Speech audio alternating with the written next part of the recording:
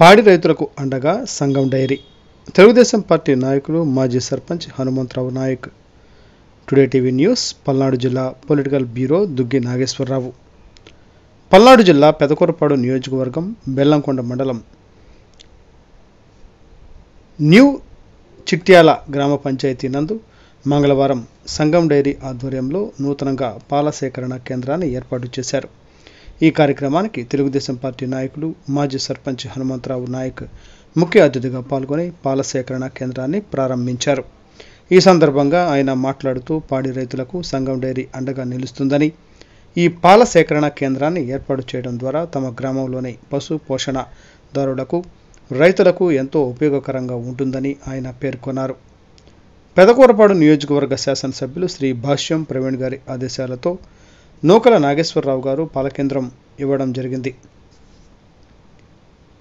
ఈ కార్యక్రమంలో సంఘం డైరీ మేనేజర్ గోపి, మాజీ సర్పంచి హనుమంతరావు నాయక్, బెల్లంకొండ మహిళా అధ్యక్షురాలు ఎన్ నాగమణి భాయ్, ఎంపీటీసీ నరసింహనాయక్, మాజీ జడ్పీటీసీ తులసా నాయక్, ఉప సర్పంచ్ షేక్ సుభానీ, ఎన్ శశిధర్ నాయక్, షేక్ లాలు, మువ్వకొండ మొగిలి నరసింహారావు, షేక్ జాన్ సైదా, ఎన్ రామ్జీ నాయక్, ఎన్ హరీష్ నాయక్, ఎన్ రామారావు నాయక్, హనుమంతరావు నాయక్ పాల్గొనడం జరిగింది.